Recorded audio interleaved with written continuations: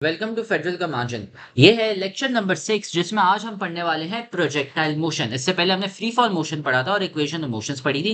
पहले आप वो वाले लेक्चर्स देख लें, वरना नहीं तो आपको प्रोजेक्टाइल मोशन समझ नहीं आएगा। तो शुरू करने से पहले आप सबसे पहले चैनल को सब्सक्राइब कर लें।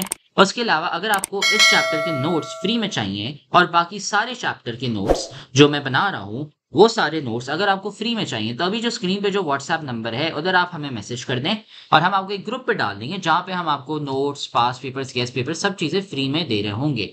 उसके अलावा अगर आप ट्यूशन चाहते हैं bio, physics, chemistry, English, math, computer science और कोई से भी सब्जेक्ट और कोई से भी क्लास के क्लास 9, 10, 11, 12, तो स्क्रीन पे जो नंबर है उधर आप हमें मैसेज कर दें, हम आपको है ना ट्यूशंस दे देंगे। जो बच्चे हमसे ट्यूशंस लेते हैं उनके हमेशा 90% और अबव ही मार्क्स आते हैं। तो अब शुरू करते हैं। यार प्रोजेक्टाइल मोशन क्या होता है?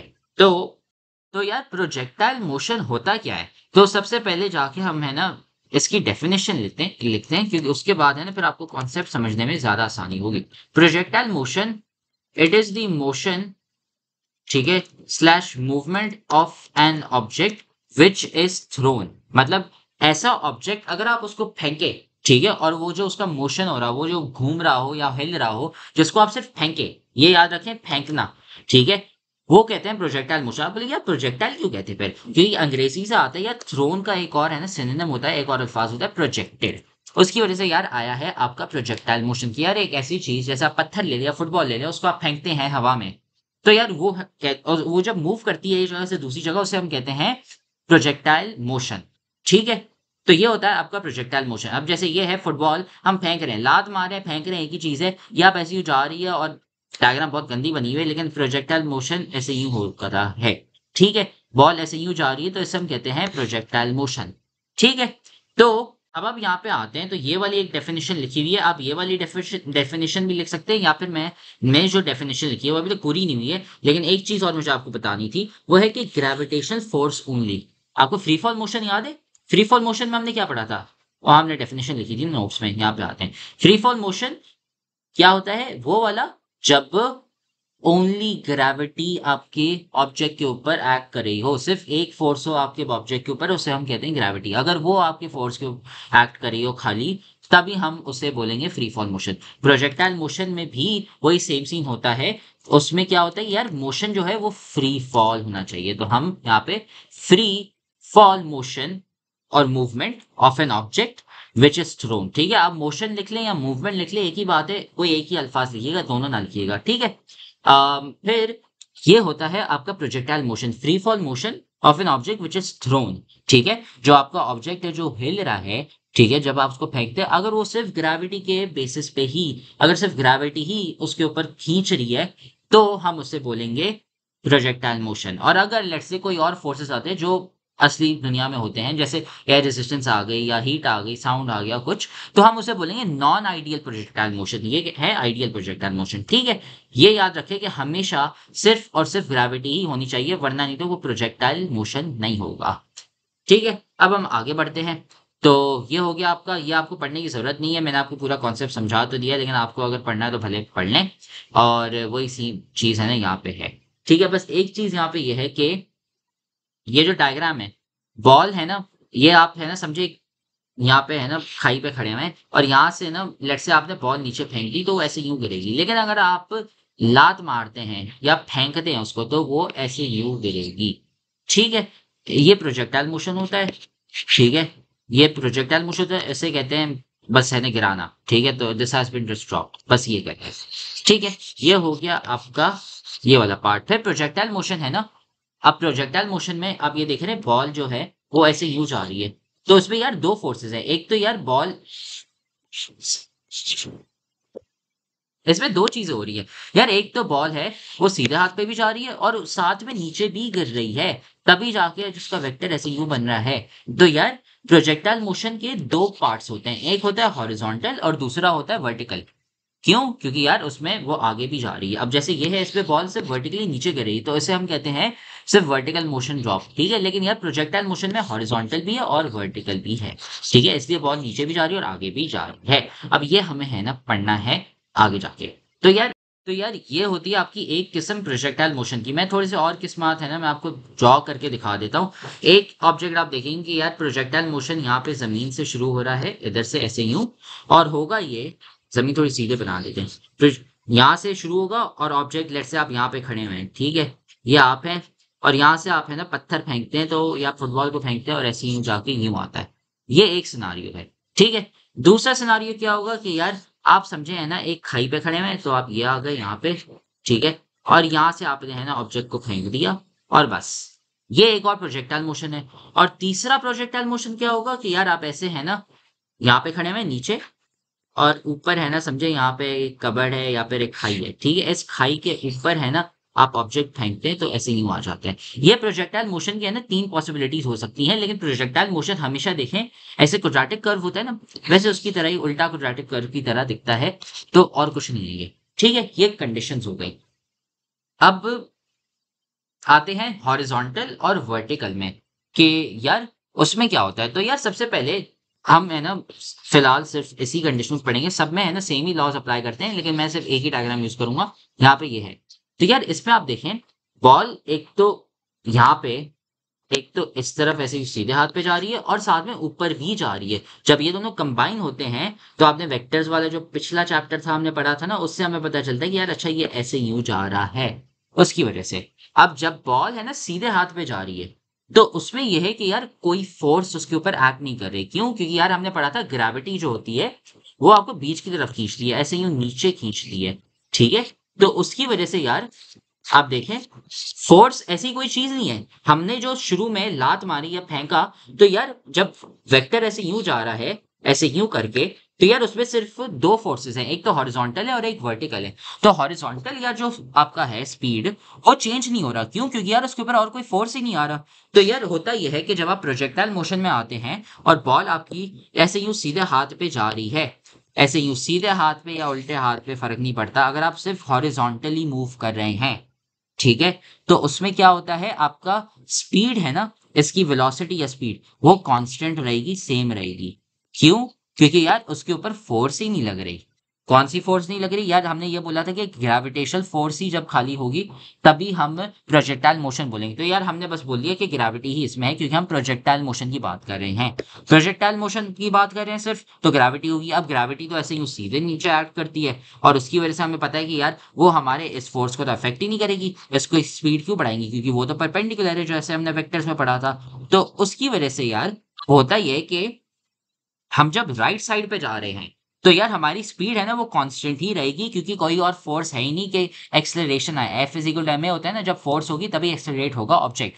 तो जब हम सीधे हाथ या उल्टे हाथ पे जा रहे हो, जब भी बॉल को हम सीधे हाथ या उल्टे हाथ पे फेंके, तो उसकी जो स्पीड है वो कम नहीं होगी, वो सेम ही रहेगी। अब कितनी स्पीड होगी यार? हम है ना शुरू कर रहे हैं यू की स्पीड से, ठीक है, यू की स्पीड से हम शुरू कर रहे हैं। अब यार यहाँ पे देखिए थीटा एंगल बन रहा है यहाँ पे, ये देखें।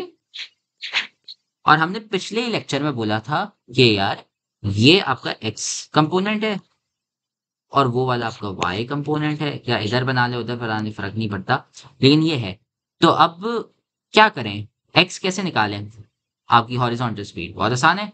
ट्रिक फंक्शंस हमने किस लिए पढ़े हुए थे? हम करेंगे कि हमने ये पढ़ा हुआ है कि cos of theta is equal to x. X क्यों होगा? क्योंकि वो पास वाली साइड है, उल्टी वाली साइड नहीं है। X over we. वी है आपकी इनिशियल स्पीड, ठीक है, यू कर लेते हैं, हाँ यू कर लेते हैं इसमें, ठीक है। यू हो गई आपकी इनिशियल स्पीड। तो इसमें हमें क्या निकालना है? एक्स। तो एक्स जो हमारा है, ठीक है, एक्स वो है किसके बराबर? You cos theta. मतलब यार आपने सिर्फ शुरू में आपकी कितनी स्पीड थी वो जाननी है, और किस एंगल से आपने बॉल को या पत्थर को फेंका है, ये एक दफा पता चल गया, आपको पता चल जाएगा कि यार मेरी स्पीड एक्स डायरेक्शन में कितनी है, बस। और अगर आपने वाई डायरेक्शन निकालनी है, ठीक है, तो यार उसमें साइन थीटा लगेगा, तो sine theta is equal to y over u. तो यार शुरू में हमारी जो स्पीड है वाई की, वो कितनी हो जाएगी? Y is equal to u sine theta, ठीक है। तो ये हो गया। अब हम जाते हैं यहाँ पे किताब में, और मैं अब आपको बताता हूँ, अगर डायग्राम यहाँ पे है, यहाँ वही चीज यहाँ पे लिखी हुई है कि यार जब आप एंगल ऐसे ही फेंकते हैं, तो शुरू में आपकी ये जो स्पीड है ये कितनी होगी? You cos theta. वी आई लिखा हुआ है, मैं बोलूंगा आप यू लिखें, वो ज्यादा बेहतर है। और अगर आप ऐसे यूं जा रहे हैं, अगर ऊपर जाने की बात हो रही है तो वो है v sine theta, u sine theta. ठीक है, तो ये हो गया आपका पहला पार्ट। अब यार हमारी स्पीड कितने से चेंज हो रही है। अब मैंने आपको बताया कि यार आपकी जो ये वाली स्पीड है हॉरिजॉन्टल वाली, सिर्फ ये वाली जो स्पीड है ये तो चेंज ही नहीं हो रही। क्यों नहीं चेंज हो रही? क्योंकि यार हमारे पास कोई एक फोर्स ही नहीं है जो एक्ट कर रही हो। लेकिन यार जब हम बात करते हैं वर्टिकल में, जब आप बॉल ऊपर नीचे हो रही है तो यार उसकी तो स्पीड चेंज होगी ना। क्यों चेंज होगी? क्योंकि यार ग्रेविटी ऐसे यूं आ रही है यहाँ से, ऐसे यूं, और बॉल जा रही है ऐसे यूं। तो यार आपने रिजल्टेंट फोर्स तो पढ़ा हुआ है ना, तो फोर्स तो उसको अफेक्ट करेगा। तो उसकी वजह से होगा ये कि यार जब आपकी बॉल या आपका पत्थर ऐसे ही ऊपर जा रहा है तो यार ग्रेविटी की के ऐसे यूं उल्टे डायरेक्शन में ऐसे यूं आएगी। कलर चेंज कर लेते हैं, ये वाला लेते हैं, कलर चेंज कर लिया। ठीक है, अगर ग्रेविटी ऐसे ही आएगी तो यार आपका रिजल्टेंट फोर्स पहले ऐसे ही होगा, फिर कम होता जाएगा, कम होता जाएगा, और तब जाके बॉल यहाँ पे स्टॉप हो जाती है। जो मैं बता रहा था ना, बॉल स्टॉप क्यों हो जाती है। और फिर उसके बाद क्योंकि वो वाली शुरू में जो हमने जिस फोर्स से हमने ऊपर फेंका था वो है ना हट गया, अब फिर है ना ऐसे यूं स्पीड बढ़ती जाती है और इसलिए वो ज्यादा तेजी से गिर रहा होता है। इसकी वजह से अब यार यहाँ पे देख रहे हैं, यार आपका बॉल है, ठीक, ये मैं आपको स्पीड के बता रहा हूँ कि यार स्पीड आपकी ऐसे यूं चेंज हो रही है। और जब आप डायग्राम देखते हैं प्रोजेक्टाइल मोशन का, तो यार उसमें भी तो वही हो रहा है। ये देखें, ये प्रोजेक्टाइल मोशन है, ऐसे यूं जा रहा है, शुरू में इतनी स्पीड से ऊपर जा रही है। यहाँ पे देखेंगे, अगर अगर आप ध्यान से, ऐसे ही स्पीड में ऊपर जा रही है, फिर स्पीड कम होती जा रही है, कम होती जा रही है, कम होती जा रही है, एक पॉइंट पे ऐसे ही ऊपर ही नहीं जा रही है, रुक गई। फिर ऐसे ही आराम से नीचे जाती, नीचे जाती है, और ऐसे फिर तो बहुत स्पीड में नीचे जा रही है। वो क्यों? क्योंकि यार ग्रेविटी है, वो उसको नीचे खींच रहा है। तो इसकी जो शुरू में जो फोर्स थी वो ज्यादा थी, फिर कम हो जाती है फोर्स, और इस पॉइंट पे तो जीरो हो जाती है, वर्टिकल की, सिर्फ हॉरिजॉन्टल की नहीं, वर्टिकल। हॉरिजॉन्टली वो फिर भी एक ही स्पीड में घूम रहा है। और फिर जब इस पार्ट पे जीरो हो जाती है, इस पार्ट के बाद फिर ग्रेविटी सिर्फ नीचे उसको बढ़ा रही होती है, एक्सेलरेट कर रही होती है एट 9.81 मीटर्स पर सेकेंड स्क्वायर। ठीक है, तो ये है आपका ये वाला पार्ट, प्रोजेक्टाइल मोशन। तो अब आप बोलेंगे कि यार मेरी स्पीड कितने से चेंज हो रही है। तो यार सबसे पहले फॉर्मूला अब मैं आपको बताने वाला हूँ कि यार आपके वर्टिकल और हॉरिजॉन्टल कंपोनेंट्स के फॉर्मूला क्या होंगे। अब मैंने आपको शुरू में तो बता दिया कि यार स्पीड आपकी एक्स यू कॉस थीटा है और वाई यू साइन थीटा है। अब 10 सेकंड बाद, 2 सेकंड बाद कितनी स्पीड है, अब ये हम कैलकुलेट करेंगे। और वो हमने अभी जो मैंने आपको बताया ना कि यार स्पीड हॉरिजॉन्टली कांस्टेंट रहती है और वर्टिकल की चेंज हो रही होती है, वो इसलिए बताया क्योंकि अब हम फॉर्मूला पढ़ने वाले हैं। अच्छा, मैं यहाँ पे है ना एक्स और वाई की जगह मैं वी एक्स और वी वाई लिख रहा हूँ। क्यों लिख रहा हूँ? क्योंकि यार इसका मतलब ये है कि मेरी स्पीड एक्स डायरेक्शन में कितनी है और वाई डायरेक्शन में कितनी है। हम यहाँ पे एक्स वाई नहीं लिख रहे क्योंकि एक्स वाई होता है डिस्टेंस के लिए। अब सबसे पहले हम ये देखते हैं कि यार हम मेरी जो स्पीड है वो कितनी होगी। तो यार हमें इसका पता है कि यार हॉरिजॉन्टल में हमारी स्पीड सेम ही होगी, लेकिन जब आप ट्रैवल कर रहे होते हैं, ये जो बॉल है जब हवा में होगी, वो गिर रही होगी, आगे जा रही होगी, पीछे जा रही होगी, गिर भी रही होगी, ऊपर जा रही होगी, उस वक्त यार क्या हो रहा होगा वाई की स्पीड के साथ। तो यार हमने एक फॉर्मूला पढ़ा था, v is equal to U plus A और टी। ठीक है, तो यार ये हमारा v आ गया, ये हमारा u आ गया। अब यार एक्सलेरेशन और टाइम कितना है, तो यार यहाँ पे भी हम a और t लिख सकते हैं, लेकिन यार एक्सलेरेशन हमारी इस केस में a जीरो है। क्यों? क्योंकि यार फोर्स ही एक्ट नहीं करी हॉरिजॉन्टल, तो यार उसकी वजह से ये जीरो हो जाएगा। लेकिन जब आप इस पे आते हैं तो यार इसमें है फोर्स, वो है ग्रेविटी। और ग्रेविटी आपके जो स्पीड है, शुरू वाली स्पीड, उसके उल्टे डायरेक्शन में एक्ट करेगी। तो उसकी वजह से हम यहाँ पे लिख लेंगे प्लस ए टी, और ए प्लस ए जो है आपका वो है माइनस जी के बराबर, और टी हमने लिख लिया। और जी किसके बराबर है? जी है 9.81 के बराबर। तो ये हमने निकाल लिया। फिर उसके बाद यार ये हमें हमें मिल गई कि यार अच्छा इस टाइम के बाद, लेट से 10 सेकंड बाद और या 2 सेकंड बाद हमारी स्पीड कितने होने वाली है, बॉल की या जहाज की या किसी की भी। तो यार उसके लिए हमने यू कॉस थीटा ले लिया और u sine theta minus g theta ले लिया। वर्ट हॉरिजॉन्टल की मतलब हमें पता है स्पीड सेम होती है, तो उसमें टाइम नहीं आ रहा है। लेकिन यार क्योंकि यहाँ पे हमने टाइम डाल दिया ना, तो यार आपकी स्पीड बढ़ भी सकती है, कम भी हो सकती है, वो टाइम पे डिपेंड करेगा कितना टाइम के लिए आप मोशन में होते हैं, ये आपको उस हिसाब से बताएगा वेलोसिटी। ठीक है, फिर अब हम आते हैं डिस्टेंस। डिस्टेंस कितना ट्रैवल करे, तो यार डिस्टेंस का हमने फॉर्मूला पढ़ा हुआ है, स्पीड मल्टीप्लाई बाय टाइम। तो हम यहाँ पे डाल देंगे you cos theta multiply by T. ठीक है, तो ये यू टी कॉस थीटा हो जाएगा, यू टी कॉस थीटा ज्यादा बेहतर लगता है। और वाई के लिए यार वापसी हम वही स्पीड से मल्टीप्लाई कर देंगे, तो यू टी साइन थीटा। ठीक है, लेकिन आपने यार पढ़ा होगा formula you t plus half a t square. हम वही चीज यहाँ पे लगा रहे हैं, तो यहाँ पे हाफ जी टी स्क्वायर और ये माइनस हो जाएगा यहाँ पे, ये हमने लगाना है। और u हमारी इनिशियल स्पीड क्या थी, u साइन थीटा, और फिर ये बाकी सा पार्ट सेम रहेगा यहाँ पे, तो हाफ जी टी और स्क्वायर। ठीक है, हमने शुरू की स्पीड क्या थी हमारी, y की बात करें, अब सिर्फ वर्टिकली जब हम मूव करें तो स्पीड हमारी इतनी थी u साइन थीटा, तो उसकी वजह से यार हमारा आ गया फिर u t साइन थीटा, और उसके अलावा फिर minus half G T square आ गया। तो ये हो गए आपके फॉर्मूला।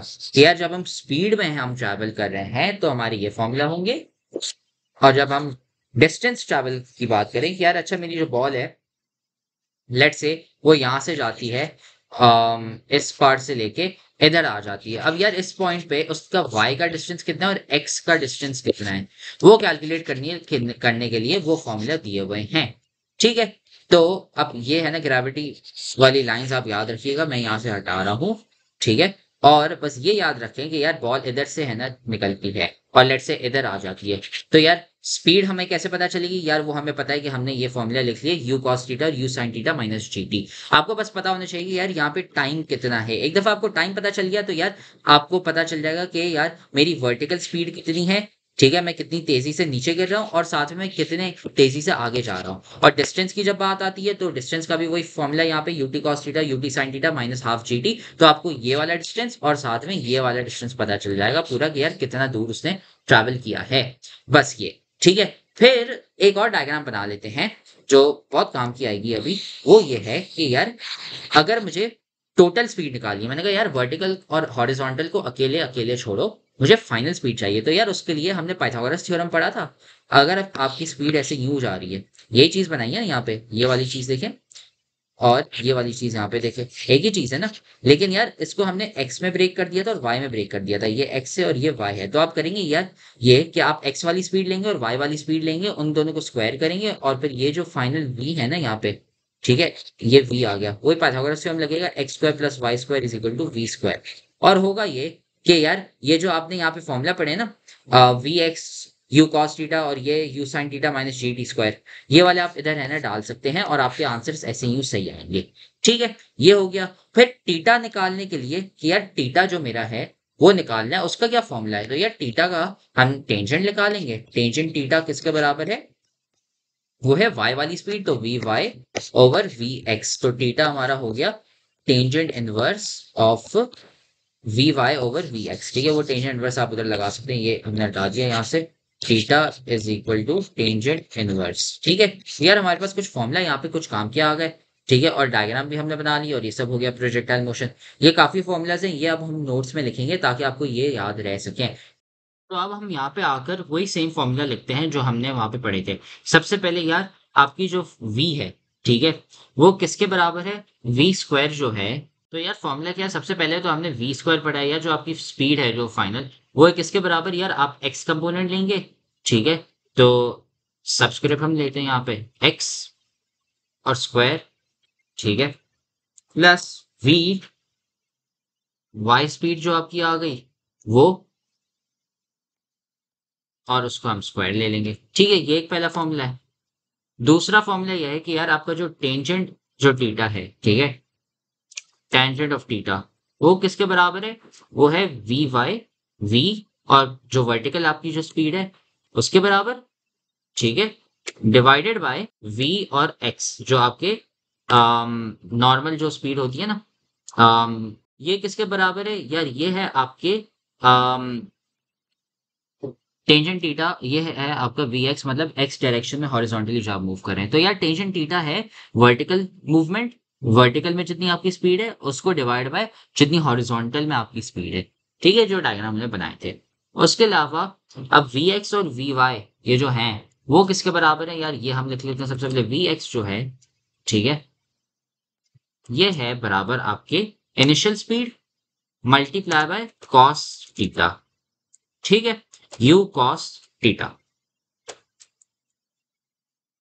ठीक है, और फिर आ गया हमारा v और y। y मतलब वर्टिकल आपकी स्पीड कितनी है, वो कितने की बराबर है यार, वो है आपकी u sign theta minus half g। g आपका क्या है 9.81, और फिर t और स्क्वायर। ठीक है, ये है आपके फॉर्मूलाज इसके। फिर अब हम लिखेंगे डिस्टेंस की, यार एक्स में कितना हम डिस्टेंस मूव करें और वाई में कितना डिस्टेंस मूव करें। तो उसका क्या है, you cos theta multiply by T. और क्यों, क्योंकि यार हमने ये पढ़ा हुआ है, तो हम इसको हम लिखते हैं यूटी कॉस थीटा। पहले ये लिख लेते हैं UT cos theta, you multiply by जितने टाइम के लिए आपने ट्रैवल किया और फिर मल्टीप्लाई बाय कॉस थीटा, क्योंकि यार आपने पढ़ा है कि speed multiply by time distance के बराबर होता है। और वही चीज आती है इसमें, y is equal to u t sine theta minus half, ठीक है, जी टी और फिर स्क्वायर। ये हो गए आपके फॉर्मूला सारे जो आपको जानने चाहिए प्रोजेक्टाइल मोशन के लिए। और ये जब हम सवाल सॉल्व करेंगे हम वही करेंगे। तो हमने ये सारे फॉर्मूला सब लिख लिए, ये वही फॉर्मूला जो यहाँ पे लिखे गए हैं। इसका ख्याल रखिएगा, हमने है ना जनरल में पूरा डिस्कस किया, तो जो फॉर्मूला मैंने आपको लिखा है वो पूरे हो चुके हैं। ठीक है, फिर अब हम आते हैं यहाँ से। अब थोड़े और फॉर्मूला है, हम हाइट ऑफ प्रोजेक्टाइल निकालेंगे और ये सब निकालेंगे, यार इनके फॉर्मूला क्या होते हैं। और अब हम आते हैं इस पॉइंट पे, हाइट ऑफ प्रोजेक्टाइल। ठीक है, अब ये वाले जो ऊपर जो फॉर्मूला यहाँ पे सारे लिखे हैं वो हमने लिख लिए हैं। अब हम जाके ये वाले फॉर्मूला डिराइव करते हैं। ये याद रखें, जो डेरिवेशन मैं आपको बता रहा हूँ वो याद रखनी है आपने, वो एग्जाम में आते हैं। अब हम आते हैं हाइट ऑफ प्रोजेक्टाइल पे, और थोड़े और जो फॉर्मूलाज हैं काम काम के, ठीक है, और उसका भी मैं समझाऊंगा यार ये आते कैसे हैं। तो तो अब यार हमारा डायग्राम क्या था कि यार ये प्रोजेक्टाइल मोशन है आपका। ठीक है, ये आप यहाँ पे खड़े हुए हैं, इसको सीधा कर लेते वापसी। ये आप यहाँ पर हैं और इधर से आप करते हैं कि बॉल को फेंकते हैं और ऐसे यूं यहाँ पे आती है। अब यार बॉल कितनी ऊंचाई तक, मतलब सबसे बड़ी हाइट क्या थी, वो ये वाली हाइट थी ना यहाँ पे, देख रहे सबसे ऊंचाई वाली हाइट। ऐसा कौन सा पॉइंट था जब यार आपका यहाँ पे जो टाइम है वो 0 हो गया था। यार जो बॉल थी या पत्थर था, सबसे ऊंचा वाला टाइम कौन सा था, वो हम है ना इसका फॉर्मूला निकालेंगे। तो यार सबसे पहले हम ये करेंगे कि यार हमें है ना स्पीड निकालनी है कि यार शुरू में आपकी स्पीड जो है वर्टिकल वाले की, वो हमें पता है कि यार वी वाई कितने के बराबर है, यू साइन थीटा। ठीक है, यार जितने स्पीड से हमने यहाँ पे फेंका, ठीक है, ये हमारी स्पीड हमने इतने से फेंका, और यहाँ पे एंगल थीटा था, और ये आपका साइन थीटा ये वाला आ गया यहाँ पे थोड़ा सा छोटा सा। और उससे हमारा जो इनिशियल स्पीड ये हमारी यू थी, you multiply by sine theta से कर लेंगे तो हमारे पास जितनी स्पीड से ये ऊपर जा रहा है वो हमें मिल जाएगा। ठीक है, और हम अब फॉर्मूला यूज करने वाले हैं 2a s is equal to v square minus u square. ये है आपका थर्ड इक्वेशन ऑफ मोशन।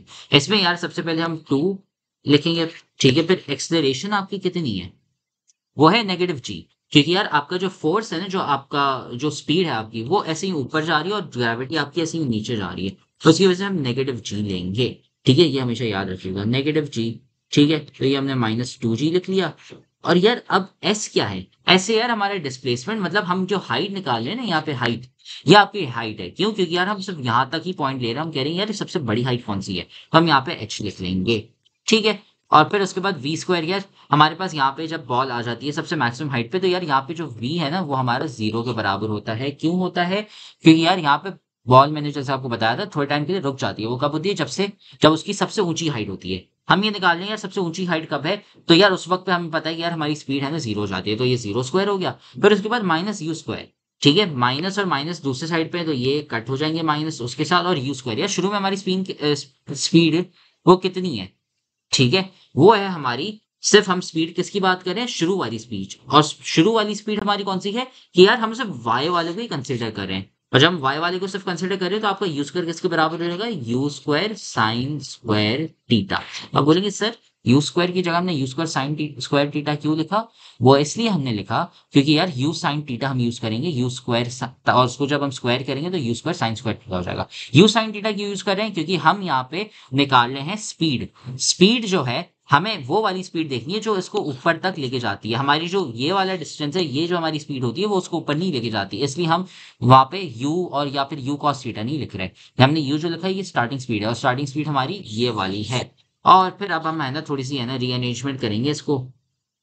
हमें निकालना है h, तो h किसके बराबर है, u square sine square theta divided by 2g।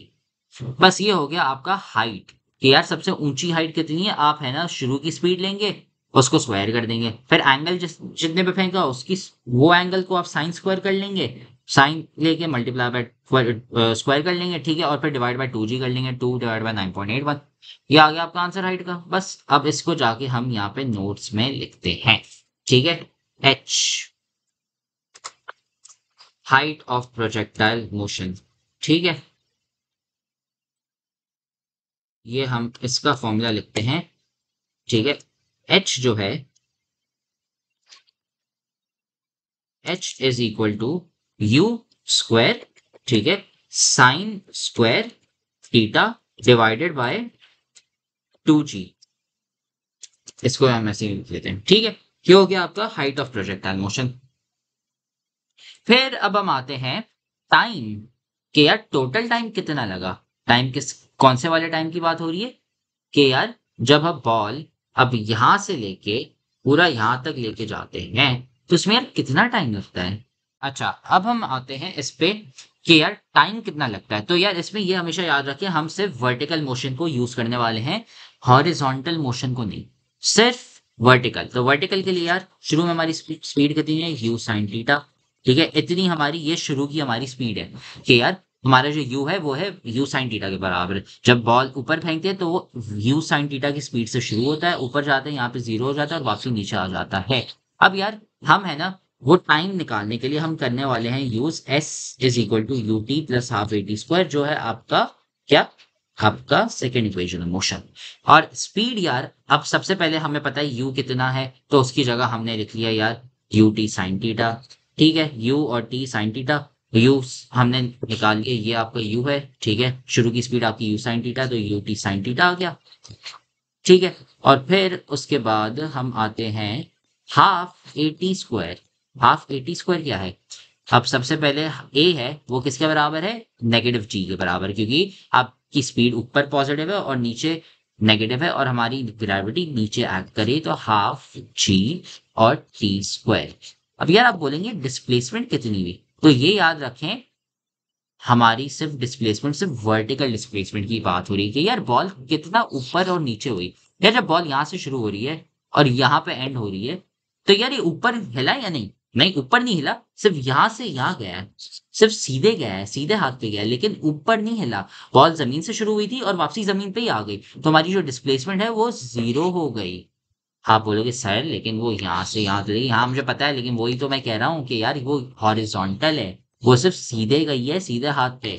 लेकिन ऊपर नीचे की बात करें तो यार ऊपर नीचे तो वो हुई ही नहीं है, सिर्फ इस जगह पे जमीन पे और उस जगह पे भी जमीन पे, तो उसके बाद वर्टिकल डिस्प्लेसमेंट 0 हो गई, लेकिन हॉरिजॉन्टल डिस्प्लेसमेंट है। लेकिन हम सिर्फ वर्टिकल मोशन की बात कर रहे हैं ना यहाँ पे, इसलिए वर्टिकल आपका 0 है। फिर इसको जब हम सॉल्व करेंगे तो यार आपका जो टी है वो सिंपलीफाई हो रहा है, तो यार लेफ्ट साइड पे हमारे पास यू साइन थीटा आ गया और राइट साइड पे हमारे पास आ गया हाफ जी और टी, ठीक है। हमने टी और टी को है ना डिवाइड कर दिया, कैंसिल होकर सिंप्लीफिकेशन हो गई। अब हम है ना टी निकालेंगे टाइम की, यार कितना टाइम लगा बॉल को इस साइड से जाने के लिए उस साइड पे। तो हमारा जो फाइनल आंसर आ रहा है वो है 2u sine theta divided by G. तो अगर आपको सिर्फ स्पीड पता है आपकी और कितने एंगल से है ना बॉल को उछाला गया है, बस वो दो चीजें चाहिए और आपको पता चल गया यार बॉल जो मेरी है वो सिर्फ इतना टाइम लगाने वाली है और आप आगे बढ़ जाओ, बस ये टोटल टाइम आ गया। और ये हमारा अब नया फॉर्मूला, अब ये जाके लिखते हैं हम नोट्स में, ठीक है। Time of full projectile motion, ठीक है।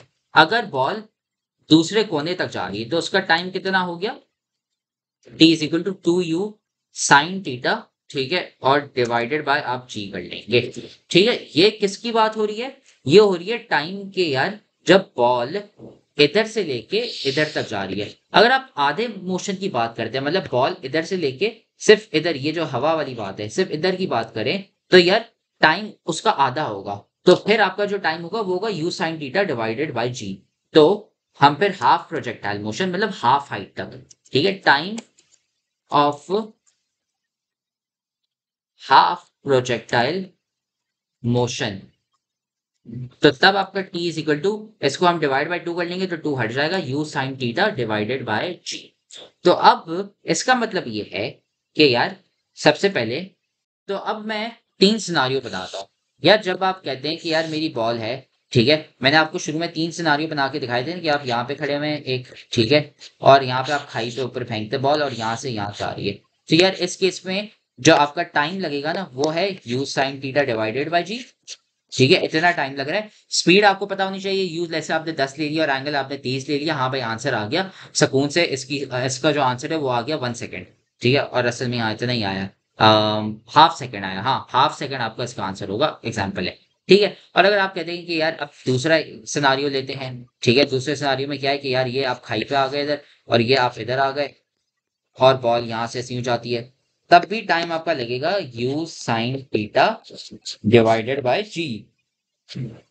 लेकिन अगर हम पूरे प्रोजेक्टाइल की बात करते हैं, पूरे ऐसा, तो इस पूरे टाइम को हम कहेंगे 2u sine theta divided by G, क्योंकि ये ऊपर नीचे दोनों जा रहा है इसलिए डबल हो जाएगा टाइम। लेकिन अगर आप सिर्फ इसका आधा यहां तक लेना चाहते हैं, तो इसका पार्ट है तो इधर हम टाइम ले लेंगे। ये जो टाइम है ना, यहां से लेके जब बॉल जाती है इधर तक, इतना कितना टाइम लग रहा है, U sine theta divided by G. वही जैसे मैंने आपको पहले बताया, समझे, यहाँ पे खाइए, और फिर यहाँ पे कितना टाइम लग रहा है, वापसी U sine theta divide by G. इन दोनों को आप ऐड करेंगे, इन दोनों टाइम को, तो आपके पास ये आंसर आएगा। इसलिए इसका आंसर ये ही है, और हाफ प्रोजेक्टाइल और फुल प्रोजेक्टाइल इसलिए ना डबल वो उसका फर्क आ रहा है। ठीक है, तो फिर टाइम हो गया हमारा।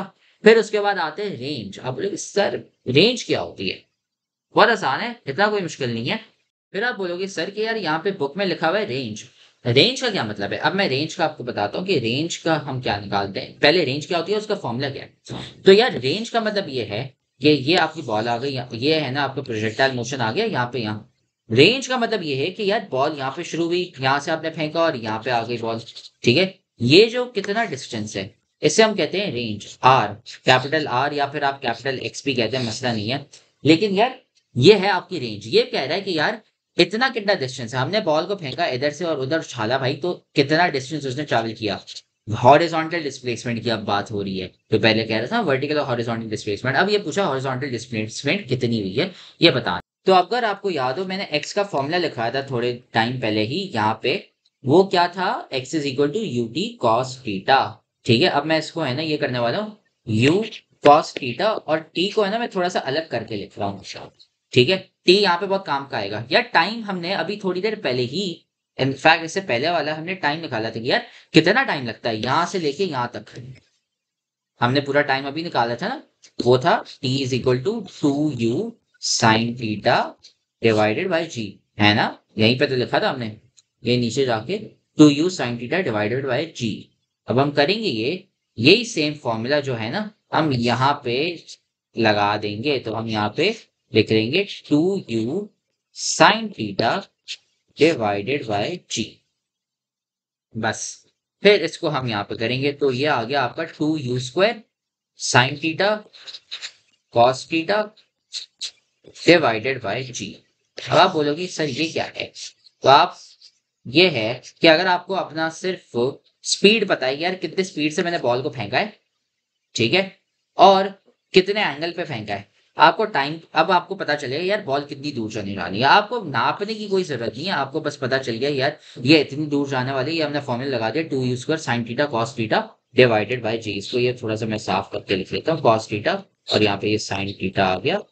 ठीक है, ये हो गया आपका आंसर। ठीक है, तो ये फॉर्मूला है।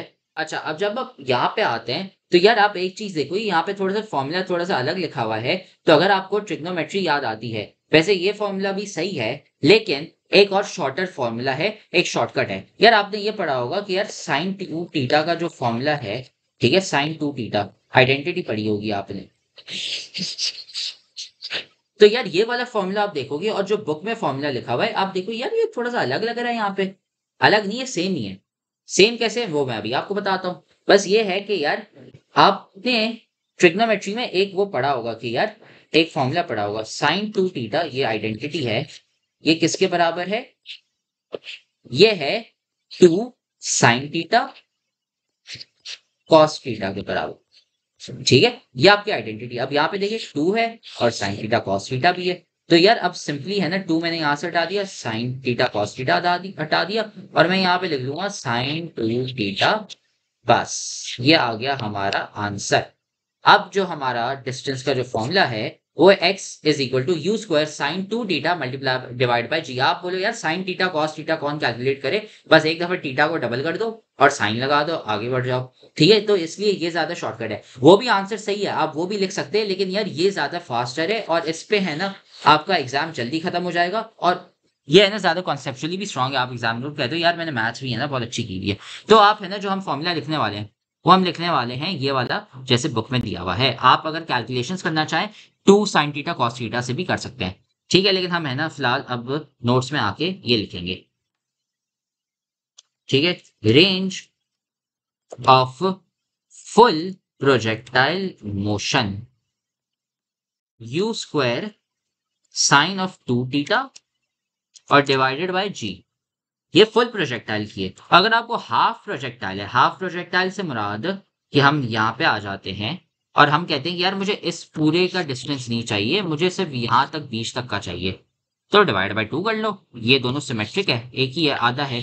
ठीक है, तो उसकी वजह से हम है ना फिर हाफ प्रोजेक्टाइल मोशन का लिखते हैं कि अगर आप यहाँ से यहाँ जाते हो या फिर आप यहाँ से यहाँ जाते हो, डिस्टेंस उसका हाफ ही सेम ही है। तो हम यहाँ पे आ जाते हैं range of half projectile motion r is equal to u square sin 2 theta divided by 2g हो जाएगा।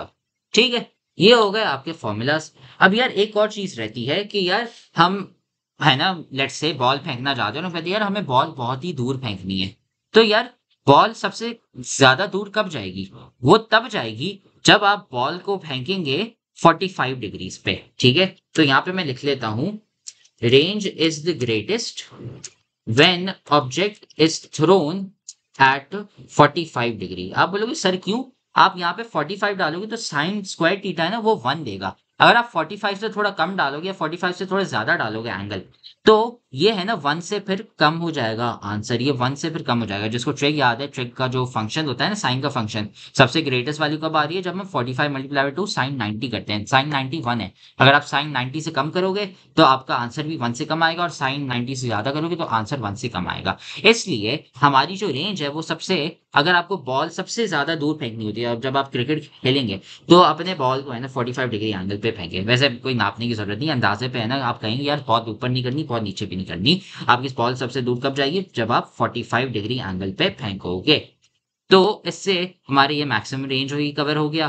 और फिर उसके अलावा ये इतना काम का नहीं है, बस ये है कि यार अगर आपको ट्रिक याद है तो अगर आप 75 डिग्री पे फेंको या फिर आप 30 डिग्री पे फेंको, आपका है ना वही सेम डिस्टेंस आएगा, वही है। ऐसा कुछ नहीं है, कोई और कॉम्प्लिकेटेड सीन नहीं है। लेकिन ये है ना आपको करने की जरूरत नहीं है। बस इतना बता दूं कि यार अगर आपने ट्रिक पढ़ा हुआ है, ट्रिग्नोमेट्री पढ़ी हुई है, अगर नहीं पढ़ी हुई तो खैर है, मैंने यहाँ पे लिखी हुई है कि यार 60 डिग्री फेंको तो 30 डिग्री कोई सेम आएगा, 70 20 बस वगैरह ये है। ये आप बस डायग्राम देख ले, वैसे ये करने की जरूरत नहीं है क्योंकि यार फॉर्मूला अब दिया हुआ है। बस हमें जब भी आंसर निकालना है भाई 2 एंगल की डाल दो थीटा की और आंसर निकल जाएगा। तो बस ये सीन है। ठीक है, फिर अगले लेक्चर में हम इफेक्ट ऑफ एयर रेजिस्टेंस है ना पढ़ने वाले हैं कि यार एयर रेजिस्टेंस से होता क्या है।